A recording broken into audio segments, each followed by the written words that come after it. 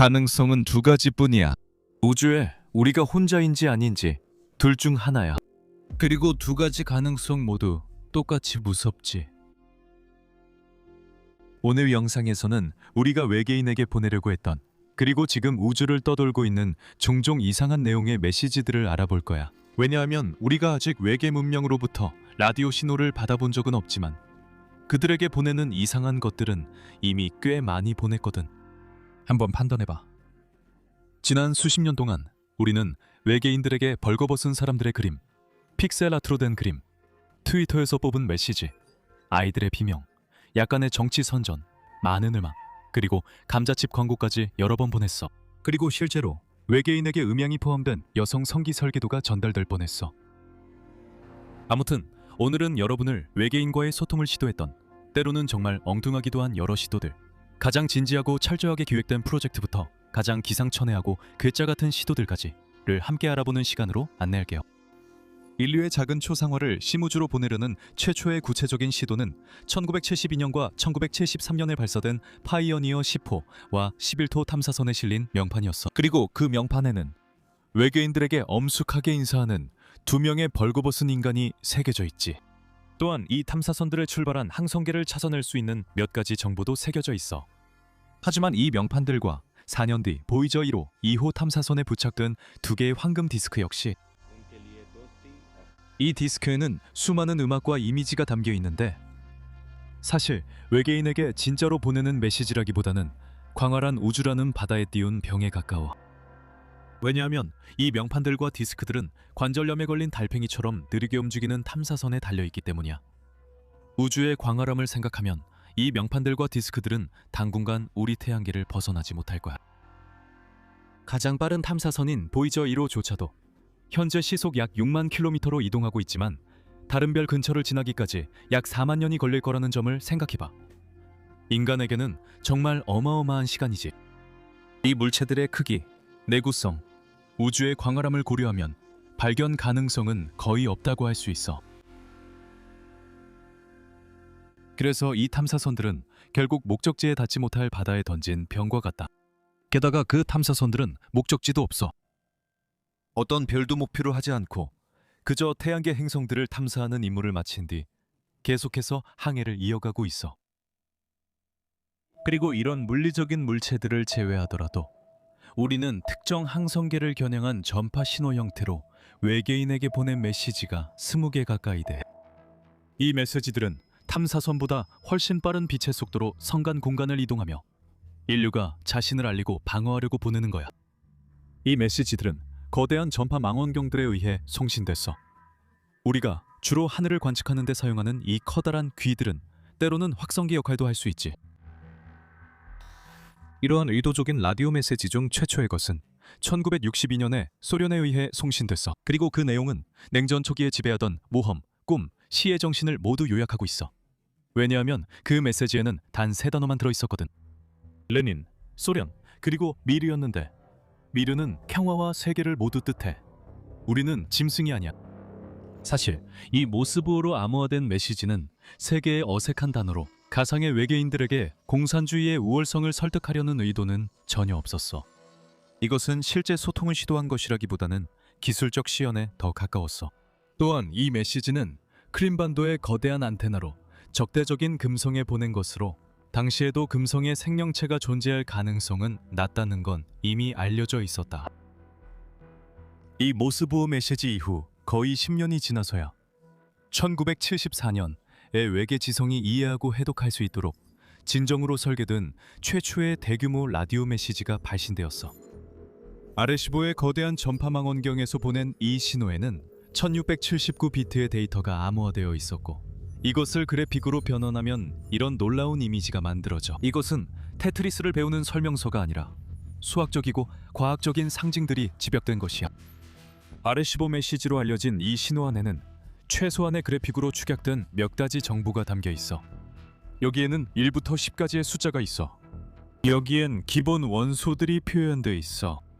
지구 생명체만의 고유한 화학식들이야. DNA의 이중나선 구조를 나타낸 거야. 평균적인 인간의 신체 치수야. 그리고 여기에는 우리 태양계의 미니멀한 도식도가 있고, 여기 지구가 표시되어 있어.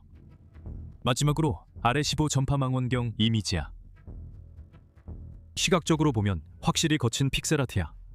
하지만 아래15 메시지 전체가 겨우 210바이트밖에 안 된다는 걸 이해해야 해. 소프트웨어에서 차지하는 공간과 거의 비슷한 수준이지. 워드 프로세서에서 한 문장 분량이야. 단 한 문장의 데이터가 전송되는데 거의 3분이 걸렸고 약 10만 개의 별이 있는 구상성단을 향해 송신됐어. 그 구상성단은 지구에서 약 2만 5천 광년 떨어져 있지. 다시 말해서 우주 나머지 존재들에게 안녕, 우리도 여기 있고 우리도 살아있으며 몇 가지 기본적인 수학과 생물학 원리를 이해하고 있어 라고 처음으로 진짜로 알리려는 시도는 목표 지점에 도달하는데 2만 5천 년이 걸린다는 거야.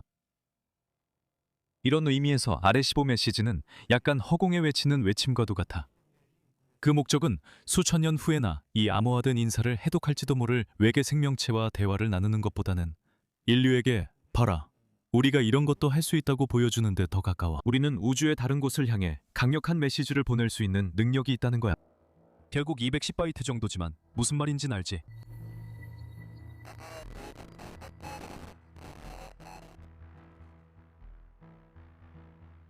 나 지금 하고 있어. 나 지금 하고 있. 나 지금 하. 자막. 아래15의 내용과 그것을 해석하는 방식은 연구자들에 의해 정교하게 고안되었고 메시지의 송출은 국가들에 의해 지원되었습니다. 하지만 때로는 소수의 사람들에 의해 다소 혼란스러운 내용을 담은 다른 메시지들도 상상된 적이 있습니다. 1986년 MIT 생물학과 소속 연구원 조 데이비스가 고안한 메시지 포에티카 바지날이 그런 사례입니다. 조 데이비스는 기관의 레이더 중 하나를 이용해 거의 혼자서 발레리나가 춤을 추는 동안 질의 수축을 녹음한 것을 전송하기로 결정했습니다. 이 프로젝트는 사실 외계인과 접촉하는 것이 목적이 아니라 당시 일부 기관을 장악하고 있던 보수적이고 꽉 막힌 집단을 불편하게 만들기 위한 것이었습니다. 14년 전 이 기관들은 파이어니어 플라크에서 여성의 생식기 표현을 검열하기로 결정했고 그 결과 음문이 완전히 사라졌습니다. 저중수 당시 금욕적 규범을 비판했고 결국 사회는 그가 옳았음을 증명했습니다. 조우는 사회는 그가 옳았음을 증명했습니다. 결국 사회는 그가 옳았음을 증명했습니다. 조우는 지몸 조마에쳐 증명했습니다. 몇 분간의 시험 송신 후 이 프로젝트는 미군에 의해 중단되었습니다. 그래서 우주로 보내진 것은 오직 몇 조각의 포에티카 바지날레 뿐이었습니다. 그리고 만약 여러분의 도덕적 관점이 미군 장성들과 비슷하고 외계인들이 음양으로 된 여성 성기의 설계도를 받을까봐 두렵다면 안심하셔도 됩니다. 이런 종류의 우주적 푸시픽을 보내는 임무의 힘으로는 메시지가 목표 항성계에 제대로 도달하기에 충분하지 않았기 때문입니다. 어쨌든 이 메시지의 일부가 향했던 두 항성계인 엡실론 에리다니와 타우 세티는 각각 우리로부터 10광년, 12광년 떨어져 있지만 지금까지 한 번도 응답한 적이 없습니다.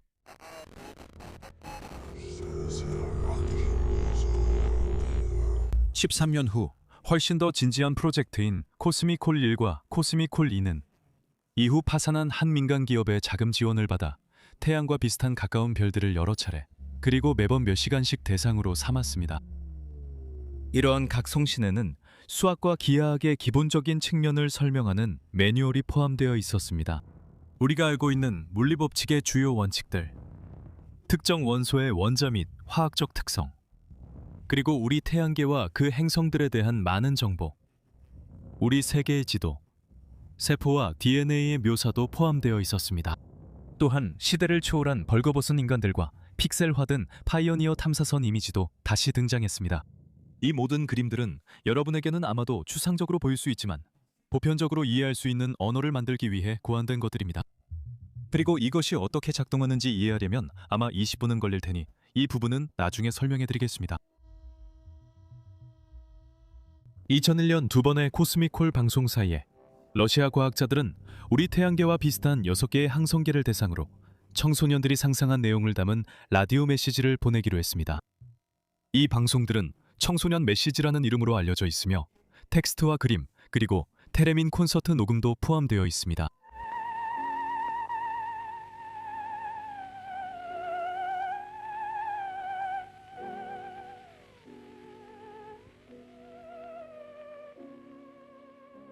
이 비접촉식 전자기가 선택된 이유는 자연 현상으로 인해 우주에서 발생하는 라디오 잡음과 쉽게 구별할 수 있는 사인파 신호를 만들어내기 때문입니다.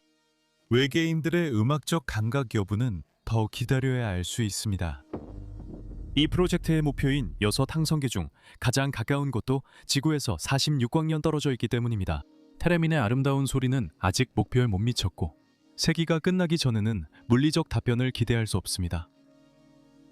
테레민 콘서트를 외계인에게 보낸 지 7년 후 나사는 창립 50주년을 기념하기 위해 별들을 향해 음악을 송출합니다. 이번에는 비틀즈의 Across the Universe라는 노래가 70m 안테나를 이용해 여기서 350광년 떨어진 폴라리스 별을 향해 송출되었습니다. 하지만 이 메시지는 해독을 위한 것이 아니라 실제 소통보다는 홍보 이벤트에 가깝습니다. 그리고 만약 어떤 지적 생명체가 이 메시지를 해석하더라도 그들에게 큰 의미가 있을지 모르겠습니다. 물론 그들에게 다리가 있다면요.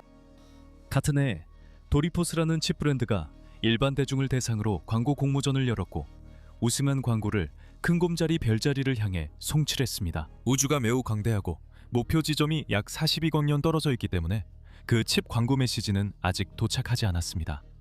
그게 바로 좋은 소식이죠. 나쁜 소식은 그 메시지가 비처럼 빨라서 아무도 따라잡을 수 없다는 점입니다. 그래서 우리는 그걸 직접 보려고 합니다. 여기서도 포에티카 베지널리에서처럼 안심하세요. 신호의 세기는 42광년 동안 성간 공간을 이동한 후에는 해독될 수 있을 만큼 충분히 강하지 않을 가능성이 높습니다. 1년 후 호주 프로젝트에서 다시 한번 대중들로부터 501개의 인사 메시지를 선정하여 우크라이나에 위치한 70m 안테나를 이용해 글리시 580 행성계 방향으로 전송합니다. 그 행성계에는 항성의 생명체 거주 가능 영역을 공전하는 슈퍼지구 후보 행성이 있습니다. 신호가 그곳에 도달하는데 2029년까지 걸리기 때문에 2049년 이전에는 어떤 응답도 기대하지 마십시오. 3년 후인 2012년에는 내셔널 지오그래픽 채널이 트위터에서 선정한 1만 개의 메시지가 우주로 전송되었습니다. 이는 상징적으로 35년 전 유명한 와우 신호가 포착된 하늘 방향으로 보내진 것입니다. 이 신호는 여전히 전파망원경이 탐지한 가장 이상한 신호로 남아 있습니다. 이 이야기는 다음 에피소드에서 다루겠습니다. 다음 해에는 한 민간 단체가 안테나를 임대해 144자 분량의 짧은 메시지들을 전송하기 시작합니다. 수많은 소수의 배열과 우리 행성이 은하내에서 차지하는 위치를 담아 지구에서 약 18광년 떨어진 작은 적색 외성 방향으로 전송했습니다. 여기서도 자금 부족으로 인해 방송은 곧 중단되고 맙니다. 때로는 우리가 보내는 신호가 별다른 가치가 없는 별을 겨냥하기도 합니다. 간단한 메시지에 대한 간단한 응답이라는 이름의 이 프로젝트는 해독하기 쉽도록 고안된 신호를 북극성 방향으로 보내며 그 안에는 아레시보 메시지가 담겨 있습니다. 몇 장의 사진과 수학적 법칙들, 그리고 오늘날 우리 세계가 직면한 문제에 대한 해결책을 고민하는 지구인 수천 명의 증언도 함께 담겨 있습니다. 하지만 아직 북극성 근처에서는 어떤 행성도 발견되지 않았습니다. 그리고 무엇보다도 이 별은 실제로는 삼중성계로 우리 태양보다 8배 더 무겁고 2000배 더 밝은 청색 초거성도 포함되어 있습니다. 그래서 이 근처를 도는 모든 천체는 아마도 초거성에서 끊임없이 방출되는 강력한 항성풍에 의해 표면이 완전히 멸균되었을 것입니다. 사실 북극성이 단순한 메시지에 대한 간단한 응답을 보내기 위한 목표로 선택된 것은 이 별이 등대, 길잡이, 기준점으로서 지닌 문화적 상징성 때문입니다.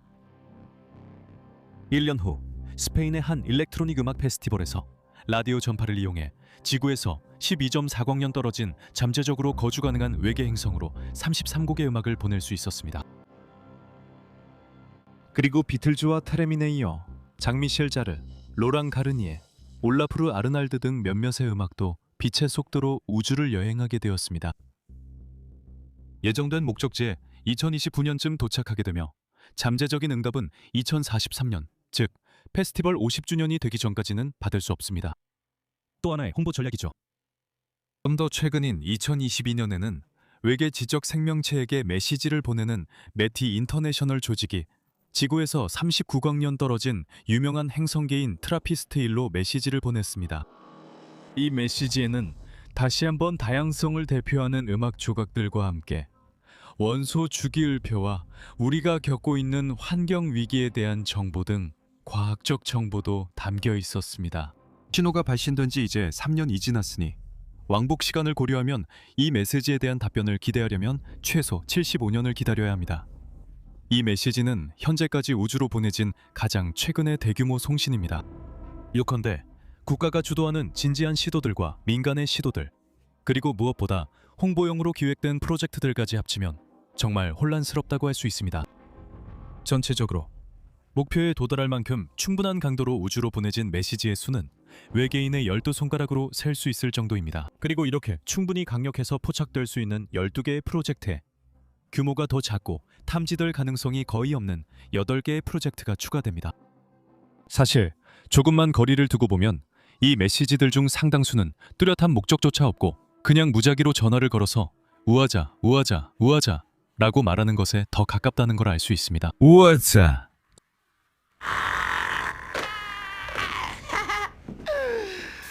가상의 다른 형태의 지성과 접촉하기 위해 정교하게 고안된 메시지라기보다는 그렇다는 뜻입니다. 또 어떤 메시지들은 애초에 해독될 수 있도록 만들어지지도 않았습니다. 사실 이런 방송들의 의도는 외계인 접촉보다는 우리 자신에 대해 이야기하는 것입니다. 아름다움이든 추함이든 우주에 무언가를 보내 흔적을 남기려는 행위 자체에 의미를 둡니다. 진지한 이들은 우리를 우리 자신에서 벗어나게 하고 우주에 우리만 존재하는가 같은 질문을 던지게 하려 존재합니다. 이 구모에서 얼마나 오래 울릴까요? 왜 아직 아무도 전화를 받지 않는 걸까요? 오늘은 답할 수 없는 질문들이 이렇게 많네요. 반면에 우리 은하에 다른 생명체가 존재하는지 알 수는 없지만 우리가 언급한 거의 모든 메시지들은 우리로부터 10에서 70광년 떨어진 별들을 대상으로 했다는 것은 알고 있습니다. 그래서 그들 대부분은 아직 도착하지도 않았습니다. 사실 아무리 말도 안 되는 것처럼 들릴지라도 최초의 성감 메시지가 다른 별에 도달한 것은 1999년에야 비로소 이루어졌습니다. 이것은 알타이르 메시지로 화면에서 일부를 볼 수 있습니다. 이 메시지는 1983년 두 일본인 천문학자에 의해 보내졌습니다. 물론 인류는 거의 한 세기 동안 의도치 않게 모든 방향으로 계속해서 우주로 라디오파를 내보내고 있습니다. 하지만 이러한 의도치 않은 전파 신호들은 몇 광년 이상 멀리까지 도달할 만큼 충분히 강하지 않습니다. 왜냐하면 결국 우주의 전자기 배경과 섞여버리기 때문입니다. 이 메시지들의 범위와 내용을 넘어 문제는 메시지를 보낸다는 사실일 수 있습니다. 어쨌든 많은 연구자들은 외계 문명과 접촉을 시도하는 이러한 활동들을 규제해야 한다고 생각합니다. 자신의 존재를 드러내는 것이 그리 좋은 생각이 아닐 수도 있기 때문입니다. 실제로 외계인의 침묵을 설명하는 가설 중 하나는 우리가 만화에서 길게 다루는 내용이기도 한데 자신의 존재를 드러내는 것이 무모하거나 심지어 위험할 수도 있다는 점을 시사합니다. 왜냐하면 우리는 이 가상의 다른 문명들의 모든 의도를 전혀 모르기 때문입니다. 그래서 우리보다 수백만 년 앞선 기술을 가진 존재들에게 지리 도면이나 그 밖에 어떤 것이든 보내는 것이 좋은 생각인지는 확실하지 않습니다.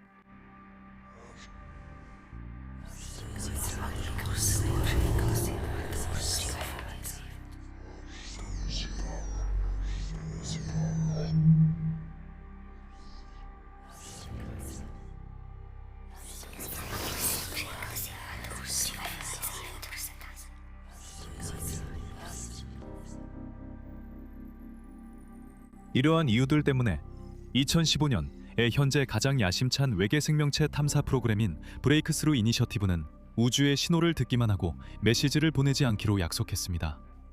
이는 과학자들과 정치인들이 고도로 발전된 외계 문명과의 접촉에 대한 찬반 논의를 하기 전까지는 메시지를 보내지 않겠다는 의미입니다. 하지만 오늘날까지도 우주로 메시지를 보내는 것에 대한 어떠한 규제도 존재하지 않습니다. 충분한 자금만 있다면 개인이나 기업, 국가 누구든 라디오 망원경을 임대하거나 만들어 인류를 대표해 원하는 메시지를 우주로 보낼 수 있습니다. 어쨌든 여러분은 어떨지 모르겠지만 저는 개인적으로 만약 외계의 적대적인 문명이 처음으로 포착하는 메시지가 감자칩 광고라서 그게 간접적으로 인류의 종말로 이어진다면 정말 아이러니하다고 생각할 것 같습니다. 공정하게 말하면 신중히 침묵을 주장하는 이들과 달리 일부는 인류가 불안을 투영할 뿐이라 여기며 별을 두려워하기보다 접촉을 시도하는 게 낫다고 생각합니다. 또한 우리 은하 이웃에 고도로 발달한 외계 문명이 있다면 그들의 기술이 워낙 앞서 우리가 그들을 못 찾아도 이미 우리를 감지했을 가능성이 높습니다. 한 가지 확실한 것은 우리 인간이 쓸데없이 말을 하거나 아무 말이나 내뱉는 능력이 있다는 점에서 지금까지 우리가 우주에 보낸 메시지들도 대체로 우리 모습을 닮았다는 사실입니다.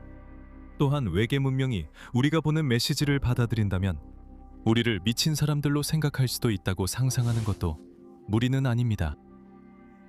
아직 답장이 없는 건 아마 외계인들이 이 기상천외한 아이디어의 혼란을 보고 우리를 은하급으로 읽고 무시했기 때문일지도 모릅니다. 그들이 답장을 보내는 중일 수도 있고 언젠가 해독하기 어려운 라디오 메시지를 받을 수도 있습니다. 내용은 제발 우리에게 누드 사진 좀 보내지 마세요 일 수도 있습니다. 댓글로 여러분이라면 어떤 메시지를 보냈을지 알려주세요. 재미있겠네요. 그리고 다음에 서점에 가실 때 외계인의 이 큰 침묵을 설명하는 가설들을 탐구하는 만화책이 있다는 걸 잊지 마세요. 앞으로의 에피소드들에서는 우주에서 모두가 이해할 수 있는 언어를 만드는 방법을 알아보겠습니다. 그리고 우리가 전달하려는 메시지가 배경 소음이나 우주의 여러 방해 요소들에 의해 내용이 지워지지 않고 제대로 도착할 수 있는 방법을 찾아보겠습니다.